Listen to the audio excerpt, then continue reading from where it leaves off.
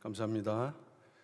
오늘은 서야신 목사님께서 읽어주신 다니엘 11장 32절에서 32절 말씀, 또 마태복음 24장 29절에서 31절 말씀을 가지고 큰 환난과 환난 이후의 순서, 큰 환난과 환난 이후의 순서라는 제목으로 잠시 말씀의 은혜를 나누고자 합니다.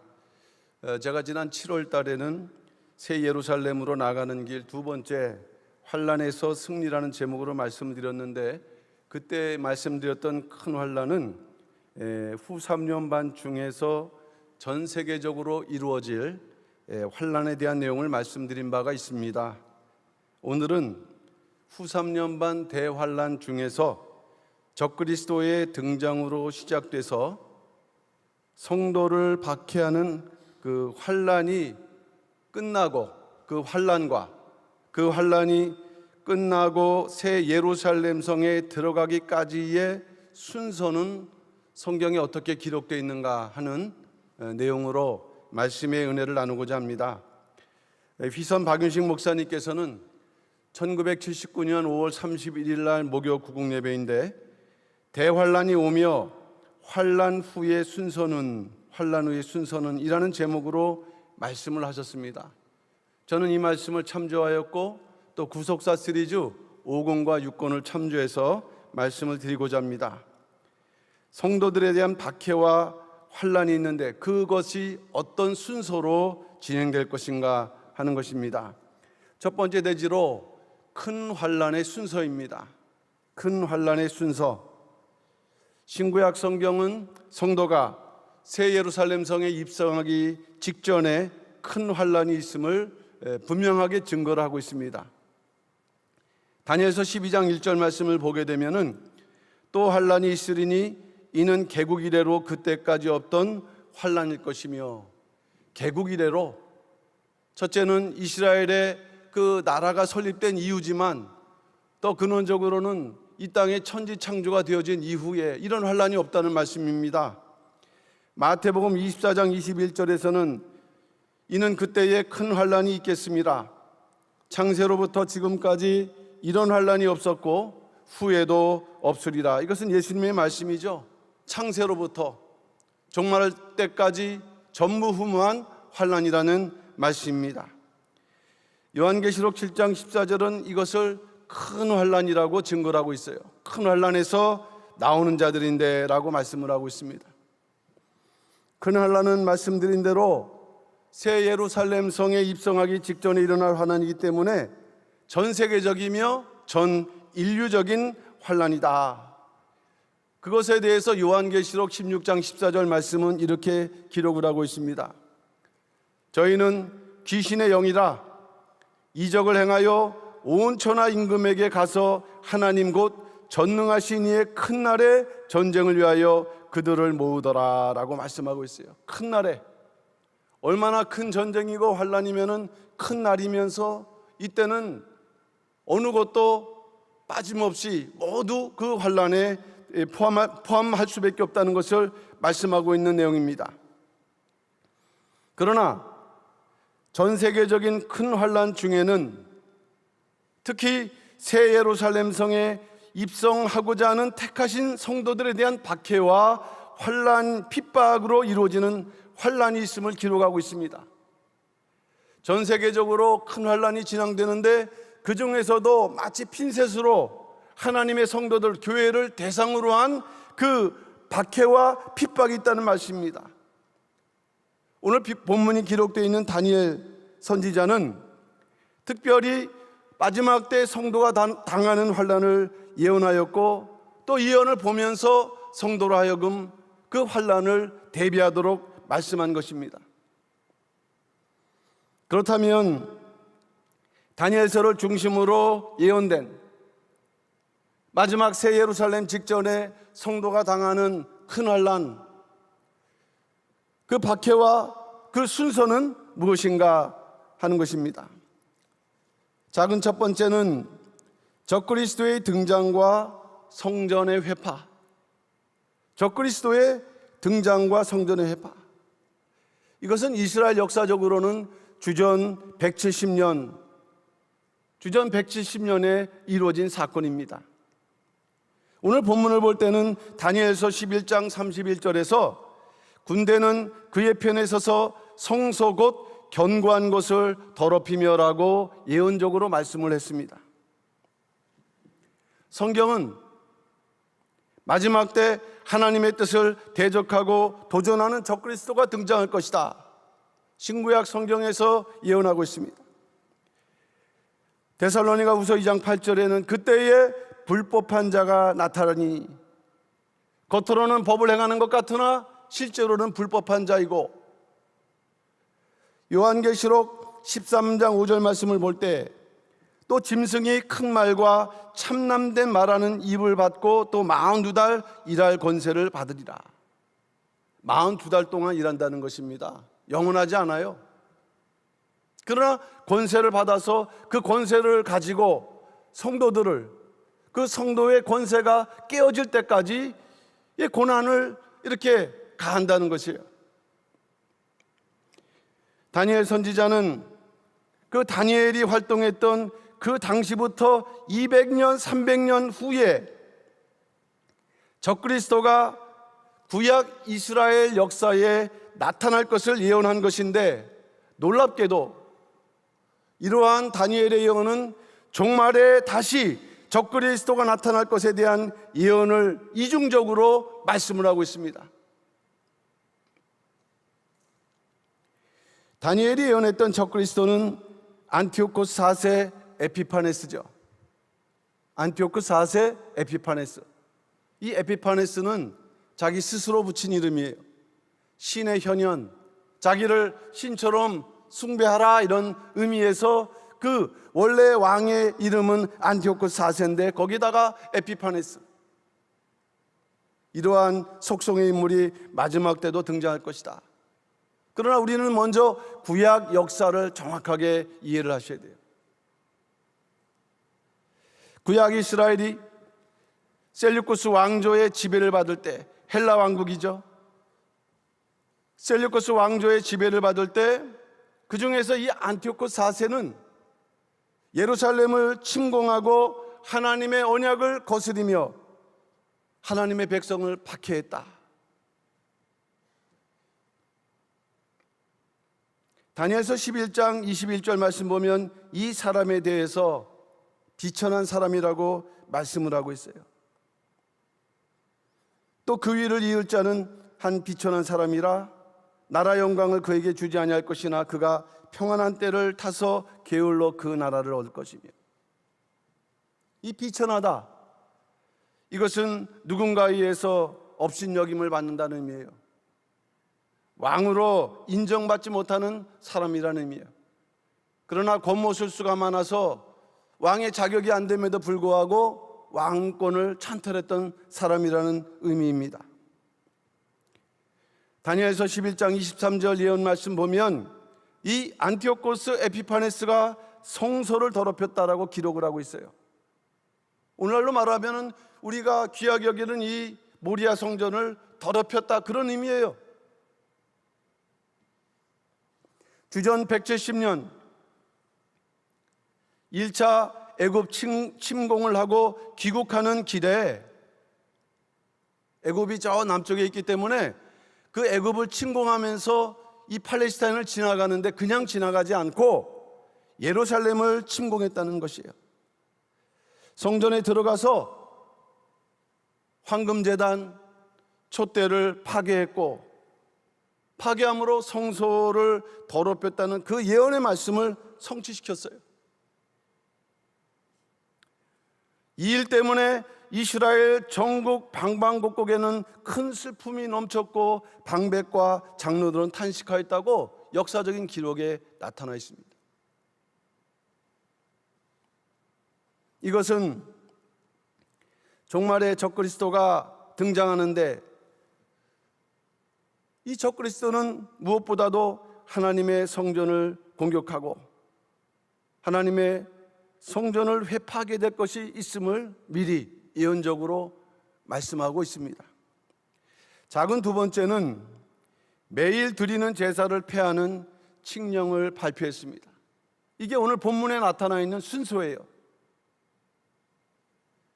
다니엘 11장 31절 말씀을 읽어보면 군대는 그의 편에 서서 성소 곧 견고한 것을 더럽히며 매일 드리는 제사를 폐하며 라고 했습니다. 이제 두 번째 사건이죠. 본문 한 줄에 기록되어 있지만 이 사건은 하루 한날에 이루어진 사건이 아니라 각각 사건을 이렇게 한 줄로 기록한 말씀이죠. 주전 168년 2차 애굽 침공을 하고서 돌아오면서 주전 170년 성전을 더럽혔던 안티오코스 에피파네스는 성전을 더럽혔을 뿐만 아니라 돌아가면서 이제 자기 나라 돌아가야죠. 너희들은 나를 섬겨라, 제사 드릴 것을 요구를 했어요. 이스라엘 백성들이 그렇습니까? 하나님의 말씀으로 율법으로 철저히 무장했던 이스라엘 백성들이 거절했죠, 당연히. 근데 여기에 안티오코스 에피파네스가 앙심을 품게 됩니다. 두고 보자, 마음으로. 언젠가 내가 가만히 있지 않으리라. 그리고 나중에 유대 종교를 아예 말살할 계획을 세웠다는 것이에요. 돌아갔긴 돌아갔는데 그 마음속에 내가 다시 돌아와서 이 나라의 모든 근간을 말살시키겠다. 얼마나 무서운 생각입니까?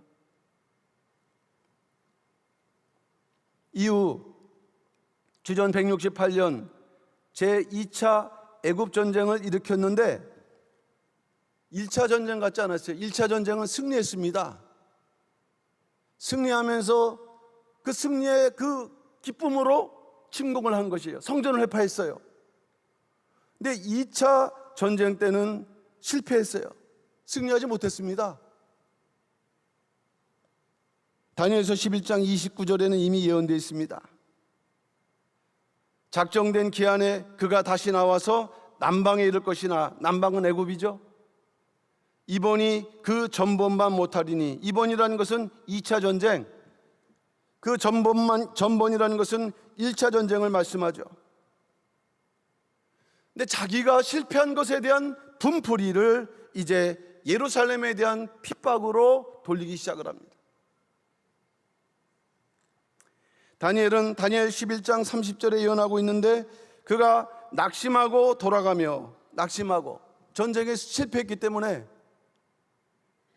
낙심하고 돌아가면서 거룩한 언약을 한하고 임의로 행하며, 여기서 거룩한 언약을 한했다 그랬어요. 이것은 하나님의 언약이죠. 하나님의 언약을 혐오하고 미워하고 증오하고, 아니 전쟁은 자기가 져놓고 돌아가면서 하나님의 언약을 증오하기 시작합니다. 이후로 안티오코스 에피파네스는 칙령을 공포하는데 예루살렘을 비롯한 여러 도시에 할례 예식을 금지하고 안식일 규례를 비롯한 모든 종교 행사를 하지 못하도록 명령을 내렸습니다. 오늘 다니엘서 11장 31절 말씀 보게 되면은 매일 드리는 제사라고 이렇게 기록을 하고 있는데, 이거는 성경에서 상번제라고 하죠. 상번제. 당시 하나님께서는 출애굽기 29장 42절, 민수기 28장 3절과 6절 말씀 보게 되면은 매일 아침 저녁으로 제사를 드리라. 이건 하나님의 명령입니다. 제사장과 레위인들은 매일 아침 저녁으로 하나님께 예배를 드렸는데 이것을 금지시킨 것입니다. 오늘날로 말하면은 세례 예식, 종교 예식, 모든 예배 하지 못하도록 엄명을 공포한 것입니다. 이러한 사건에 대해서 다니엘서 7장 25절에서도 예언을 하였는데, 그가 또 때와 법을 변개코자 할 것이며, 때와 법을, 야 하나님 섬기지 말고 하나님께 제사 드리지 말고 내가 명령하는 그 대상에게 제사를 드리라, 이런 명령을 하기 시작하는 것이죠. 마지막 때 등장하는 적그리스도 역시도 무엇보다도 묘한 술수로 하나님의 백성들의 예배와 시간을 바꿔서, 왜 드리지 못하라고 하면 처음에는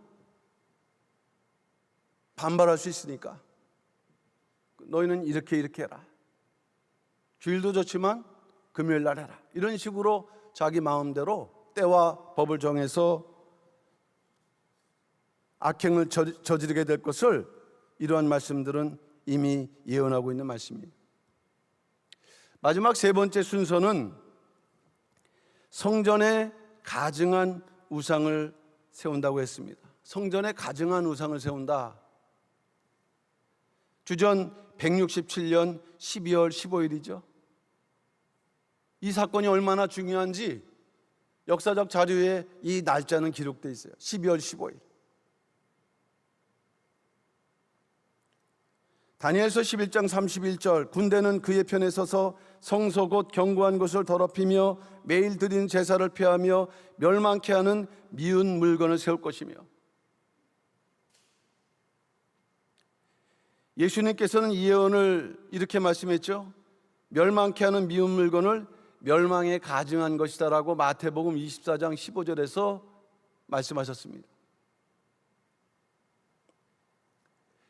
주전 167년 12월 15일 안티오코스 에피파네스는 예루살렘 성전 제단에 제우스 신상을 세웠어요. 그들이 섬기는 신이죠. 그리스 신화에 나오는 그 제우스를 신상화해서, 형상화해서 그 예루살렘 성전에 세웠고 이스라엘 백성들로 하여금 우상을 숭배하게 하였다.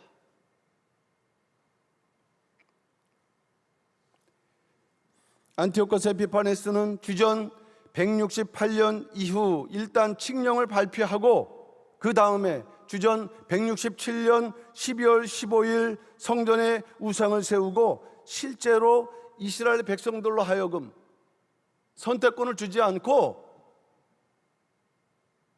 내가 명령하는 대로 하지 않으면 너희들은 죽을 것이다, 이렇게 겁박을 했어요. 이스라엘 백성들로 하여금 우상을 숭배하겠습니다. 자, 여러분 같으면 어떻게 하실까요?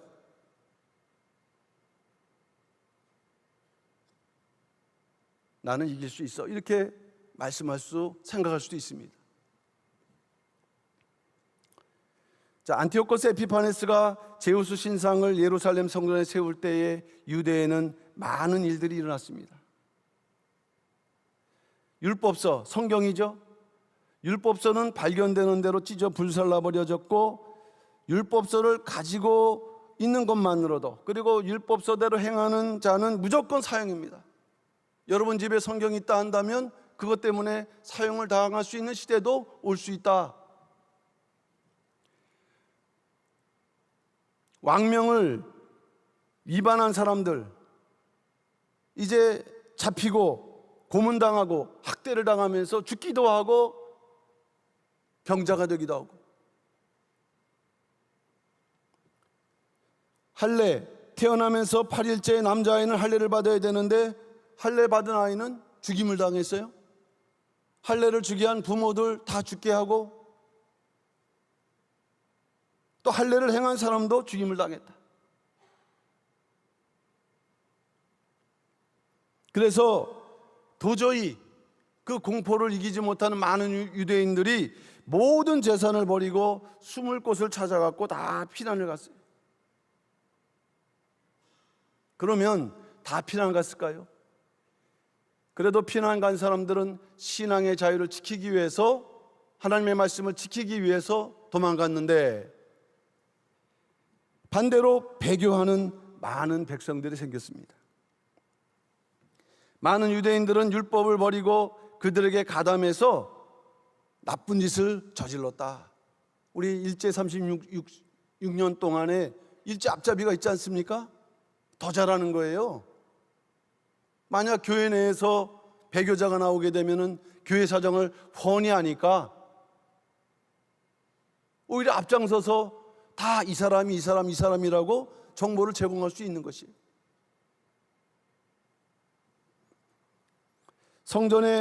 예루살렘 성전에 우상이 세워지자마자 사람들은 자발적으로 자기가 살고 있는 동네에 비슷한 형상을 세우기 시작을 해요. 그리고 자기 집 앞에 거리에 이렇게 향을 피우게 하는데, 이것은 헬라의 그러한 종교 의식을 그들이 앞장서서 행하는 배교적인 행위가 되는 것입니다. 그 당시 왕의, 다시 말하면 안티오코스 4세의 생일은 25일이었는데 이 25일 날은 제사를 드리라 그래놓고 돼지를 잡아서, 돼지는 성경에서 부정한 짐승이고 이스라엘 백성들이 가장 싫어하는 동물인데 그 동물을 잡아서 제사를 드리게 했고 드리는 사람들이 있었다는 것이에요.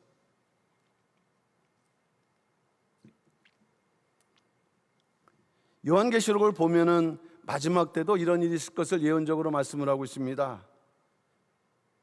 요한계시록에는 땅에서 올라오는 짐승과 바다에서 올라오는 짐승이 있는데, 땅에서 올라오는 짐승은 새끼 양 같다 그랬어요. 어린 양이 아니라 새끼 양 같다. 적그리스도죠. 새끼 양 같은 짐승이 우상을 만들어서 사람들로 하여금 그 우상을 섬기게 하라, 경배하게 하라. 경배하지 않는 자는 죽게 될 것이다 라고 요한계시록 13장 11절에서 18절 말씀하는데, 특별히 요한계시록 13장 15절 말씀을 보게 되면은 또 짐승의 우상에게 경배하지 않는 자는 몇이든지 다 죽이게 하더라. 이게 우리와 관계없으면 좋겠는데 어쩌면 또 우리 시대에 다가올 환란이라고 할 때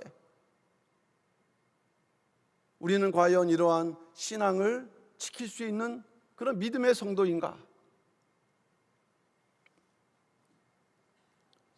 근데 소망적으로 다니엘 선지자는 이러한 환란만 말씀한 것이 아니라 이 환란의 끝이 있다, 소망적으로 말씀했죠. 이러한 환란과 박해가 끝날 때가 있음을 예언하였는데 다니엘서 12장 11절에서 다니엘의 기록을 마치면서 12장 11절에서 말씀하시기를, 매일 드리는 제사를 폐하며 멸망케 할 미운 물건을 세울 때부터 1290일을 지낼 것이요. 매일 드리는 제사를 폐하는 날이 있지 않습니까? 그들이 기록했겠죠. 그때부터 1290일을 지낼 것이요. 엄청난 환란의 기간이다. 이것은 1290일이 지나면 매일 드리는 제사를 폐하는 칙령을 발표한 때부터 1290일이 지나면 모든 박해가 끝날 것에 대한 예언의 말씀입니다. 근데 놀랍게도 구약 역사를 보게 되면은 그대로 성취되고 있어요. 아까 말씀드렸던 대로 다니엘 시대에 이것을 예언했죠. 그리고 200~300년 후에 이루어진 사건인데 날짜 하나 틀리지 않고 그대로 예언이 성취됐고, 더 나아가 이것은 종말에 그렇게 될 것임을 우리에게 말씀하고 있는 내용입니다. 주전 164년 12월 25일에 유다 마카비라는 사람이 혁명을 일으켜서 성전을 회복해 합니다. 유다 마카비. 그래서 구속사 시리즈 5권을 보게 되면 마카비 혁명이라고 되어 있어요. 당시 안티오코스의 유다 말살 정책에 반란을 일으킨 인물이 있는데 그 인물은 제사장 마따디였습니다. 마따디아. 이 마따디아의 셋째 아들이 5이었는데 그 중에서 셋째 아들 유다 마카비는 아주 그 지도력이 탁월했어요. 그 탁월한 지도력을 발휘해서 예루살렘을 회복했다. 그래서 율법대로 성전을 정화하고 전국적으로 우상을 제거하면서 8일 동안 그 봉헌 축제를 열었는데 이것이 요한복음 10장 22절에 나타난 수전절의 시초가 되는 것입니다. 예수님도 이 수전절을 지키셨죠.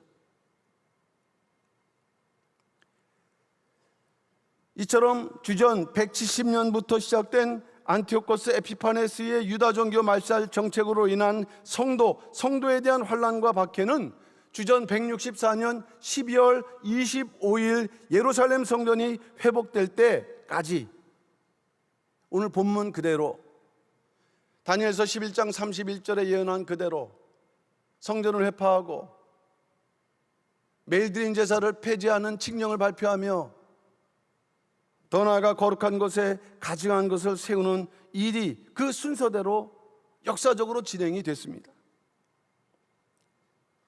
중요한 사실은 예수님께서도 이러한 다니엘의 예언이 정말에도 그대로 나타날 큰 환난이다 이렇게 말씀하셨다는 것. 마태복음 24장 15절 말씀 볼 때 그러므로 너희가 선지자 다니엘의 말한 바 멸망에 가증한 것이 거룩한 곳에 선 것을 보거든. 그러면서 읽는 자는 깨달을진저. 무엇을 읽습니까? 하나님의 말씀을 읽는 자.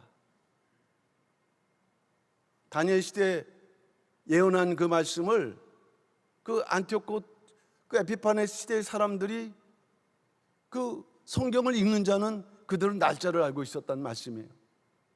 마찬가지로 마지막 때도 읽는 자는 깨달을진저. 성경을 사랑하는 자들은 깨달을 수 있다.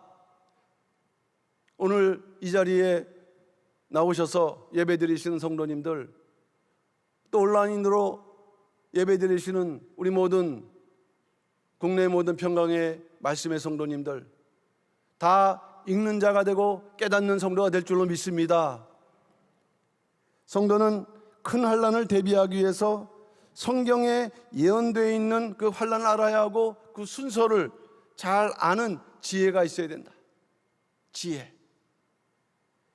요한계시록 13장 18절 말씀 보면 마지막 때도 지혜를 요구하셨죠. 지혜가 여기 있으니 총명 있는 자는 그 짐승의 수를 세어보라. 그 수는 사람의 수니 666이니라. 지혜 있는 자는 이 수의 의미도 이해할 수 있고 깨달을 수 있어야 된다는 말씀이 되겠습니다. 마지막 두 번째, 큰 환난 이후의 순서. 첫 번째 대지는 큰 환난의 순서인데 두 번째는 이제 큰 환난이 끝났습니다. 이스라엘 백성 역사적으로 보면 주전 164년 12월 25일 날 환난이 끝났어요. 그럼 그 다음에 어떻게 되느냐 하는 말씀이에요. 큰 환난 이후의 순서는 적그리스도의 박해가 끝난 후에 새 예루살렘 입성할 때까지의 어떤 일이 있는가? 적그리스도의 박해가 끝남으로 바로 새 예루살렘으로 입성하는 것이 아니라는 말씀이에요. 우리는 그 사건을 정확하게 알고 계시합니다.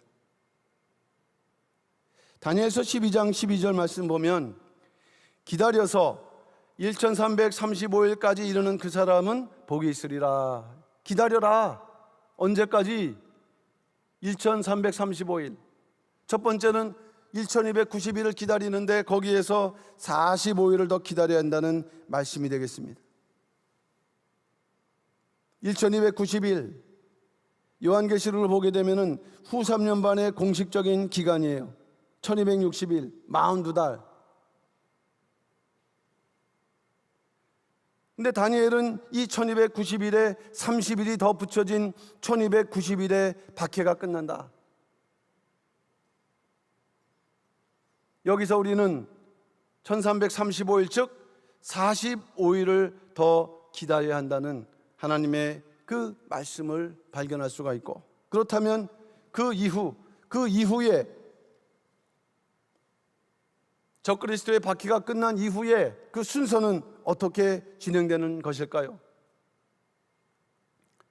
작은 첫 번째는 안티오코스 에피파네스의 죽음과 하나님의 심판.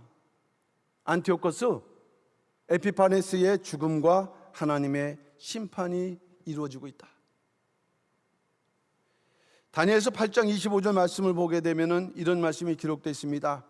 그가 꾀를 베풀어 제 손으로 괴어를 이루고 마음에 스스로 큰 체하며 또 평화한 때에 많은 무리를 멸하며 또 스스로 서서 만왕의 왕을 대적할 것이나 그가 사람의 손을 말미암지 않고 깨어지리라. 여기서 사람의 손으로 말미암지 않고 깨어진다는 것은 하나님께서 직접 심판하신다는 말씀이 되겠습니다. 다니엘서 11장 45절에도 그의 끝을 예언하고 있는데 이렇게 말씀하고 있죠. 그가 장막 궁전을 바다와 영화롭고 거룩한 산 사이에 베풀 것이나 그의 끝이 이르리니 도와줄 자가 없으리라.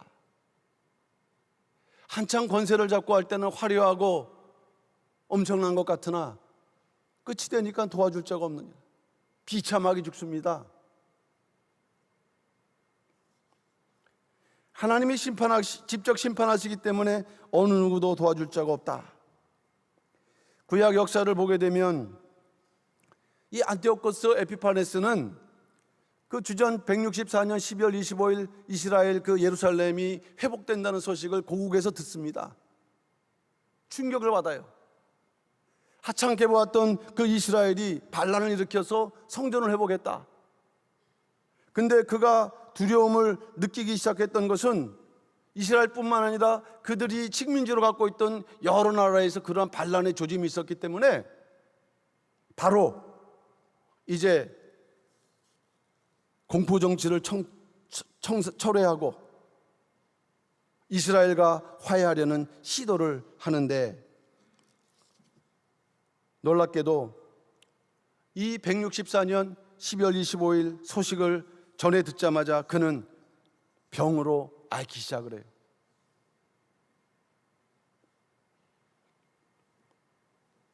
그는 서신을 보내서 내가 너희들에게 과했다, 이런 화해의 서신을 보냅니다. 마치 자기가 회개하는 것처럼. 그런데 하나님은 그 의도를, 그 마음을 받아주지 않으셨어요. 물론 그 마음 자체가 또 정치적인 것이기 때문에 받아주지 않으셨지만, 예루살렘을 점령하고 성전을 모독하고 수많은 언약 백성을 죽였던 그 죄를 하나님께서는 징벌하시는데, 내장이, 특별한 병도 없이 내장이 썩어 들어가기 시작합니다. 그러면서 시름시름 앓다가 허무하게 죽는데, 그 죽은 해가 날짜는 나오지 않지만 주전 163년입니다. 163년. 말씀드렸던 주전 164년 12월 25일, 얼마 되지 않아 안티오크 4세는 하나님의 심판을 받아서 죽임을 당하였습니다. 이러한 역사적 사실은 무엇을 말씀합니까? 하나님을 대적하는 것은 무엇이든지 간에 잠시 권세가 강하다 할지라도 결국에는 멸망할 것이다. 하나님의 말씀을 도전한 자들은 하나님께서 그냥 두지 않으신다는 말씀입니다. 1290일 이후 1335일까지 45일을 더 기다리라는 위로와 명령의 말씀, 그것은 바로 구약 이스라엘 역사에서는 성전을 회복한 후 얼마 되지 않아 그 권세가 높았던, 하늘을 찔렀던 안티오코스 에피파네스의 죽음으로 성취되었습니다. 이것은 무엇을 말씀합니까? 마지막 때 하나님께서 적그리스도를 비롯한 사단 마귀를 반드시 심판하실 것이다. 왜 더 기다려야 되느냐? 하나님께서 하시는 일이 있다. 그 일이 끝나기 전까지는 새 예루살렘 성에 들어가지 않는다. 요한계시록 19장 20절 말씀이 기록하고 있습니다. 짐승이 잡히고 그 앞에서 이적을 행하던 거짓 선지자도 함께 잡혔으니, 잡힐 때가 오는 것이죠. 이제 이는 짐승의 표를 받고 그의 우상에게 경배하던 자들을 이적으로 미혹하던 자라. 이 둘이 산채로 유황불 붙는 못에 던지우고. 한때 자기가 통치하는 전 세계 모든 사람들, 그 당시에 그 한참 바퀴가 있을 때는 그 유대인이면 그냥 죽일 때도 있었어요. 근데 유대인을 어떻게 분별하느냐? 돼지고기를 먹이는 것이에요. 돼지고기는 부정한 점수니까 유대인들은 먹지 않거든요. 먹지 않으면 그냥 죽이는. 신앙에 대해서 그래 또 철두철미했던 그 유대인들이 이 에피파네스 앞에서는 어떻게 할 수가 없는 거예요. 도망가거나 변절하거나. 과거 역사만이 아닙니다. 과연 우리도 그러한 때에 어떤 자가 될 수 있을 것인가?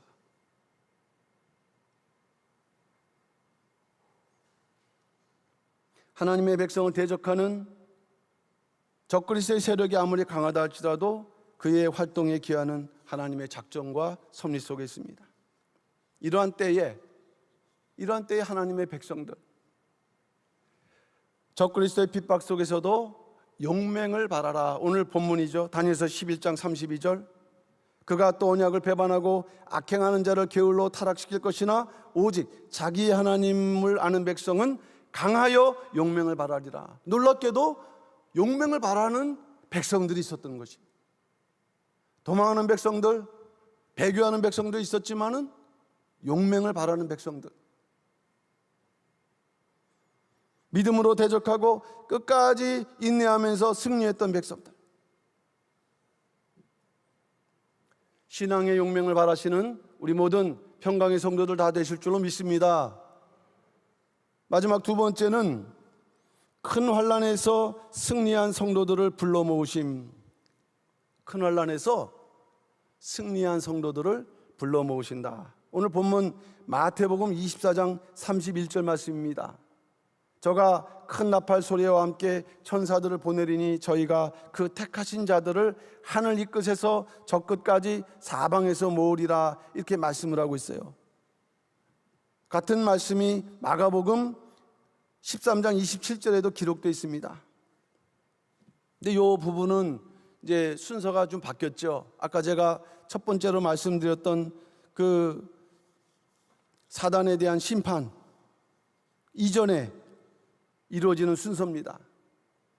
큰 환난에서 승리한 성도들을 불러 모으시고 마지막 때 그 사단 마귀에 대한 심판이 이루어지는데 왜 이것을 바꿨을까요? 우리가 이 부분에 대해서 좀 중요하게 알아야 되기 때문에.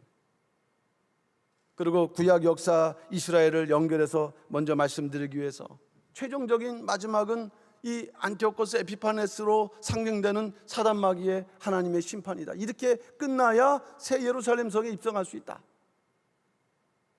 그런데 환난과 그 심판 그 사이에 하나님께서는 큰 환난에서 승리한 성도들을 다 사방에서 불러 모으신다. 그냥 살다가 이렇게 부르심을 받는 게 아니라 큰 환난에서 승리한 성도들을 부르신다.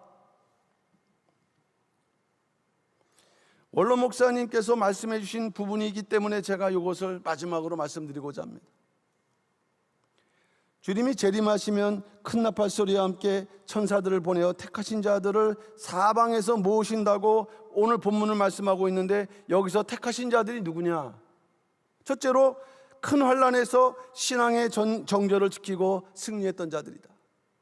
큰 환난에서 무엇을 지켰다고요? 신앙의 정절. 두 번째로 시온산에서 새 노래를 부를 성도들이라 그랬어요. 시온산에서 새 노래를 부를 성도들. 세 번째는 마지막 말씀으로 이마에 인침을 받은 성도들이라고 말씀했습니다. 이것이 아까 1979년도에 주신 그 말씀의 내용이에요.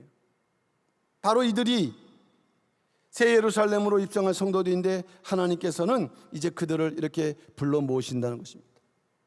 그러면서 원로 목사님께서는 진짜 믿는 신앙의 하늘의 소망 가진 처녀 같은 신앙의 정조를 가진 분들을 모은다고 그랬어요.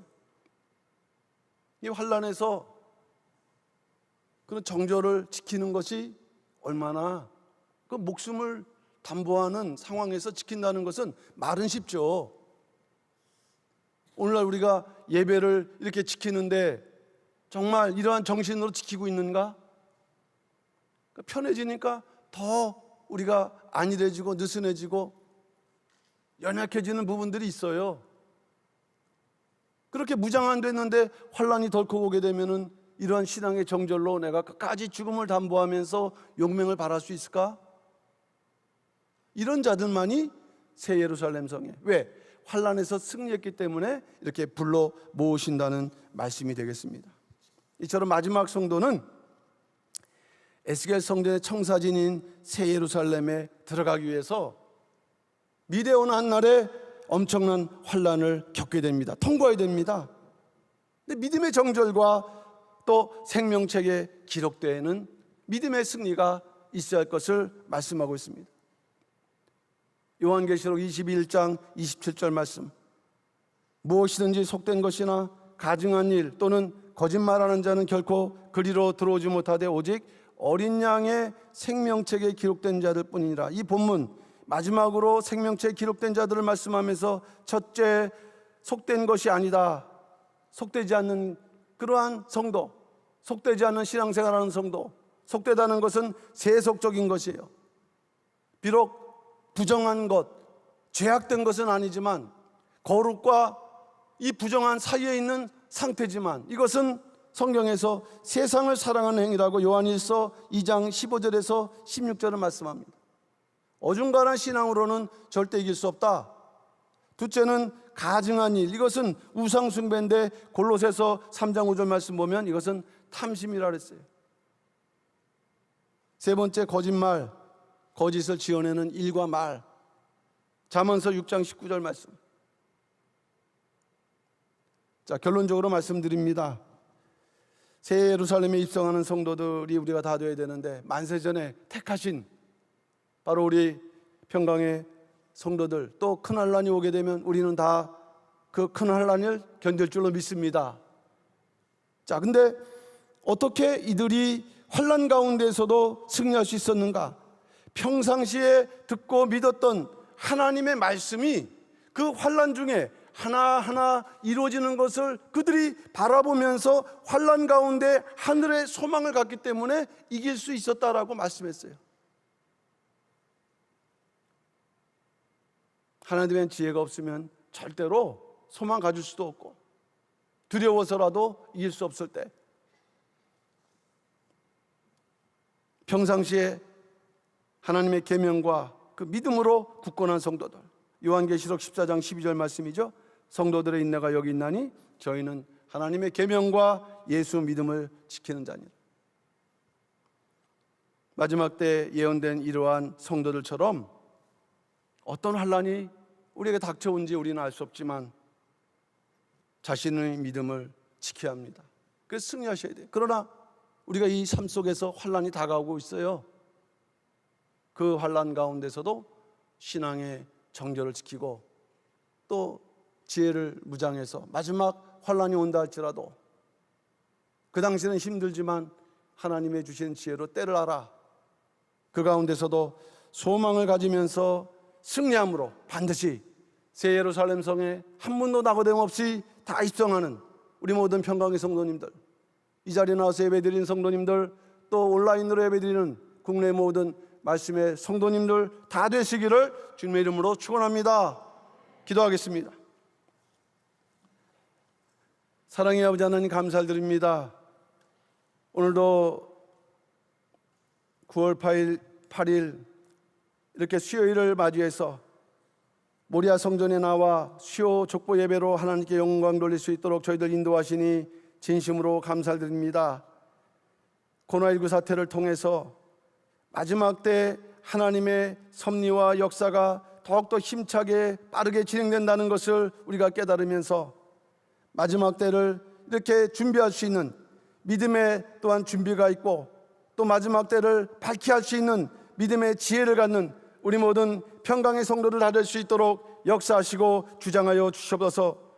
평상시에 듣는 말씀이 이제 그대로 성취되는 것을 믿음의 눈으로 보면서 환난 가운데서도 소망으로 승리할 수 있다고 말씀하셨사온데, 아버지 하나님, 말씀을 믿고 말씀대로 살아가는 우리 모든 평강의 성도님들 끝까지 이 말씀을 붙들므로 말미암아 어떤 환난이 닥쳐온다 할지라도 믿음으로 승리하고 더 나아가 용맹으로 나아가서 하나님의 뜻을 이뤄나갈 수 있는 아버지 하나님, 승리하는 우리 모든 성도들 될 수 있도록 역사하시고 인도하여 주시옵소서.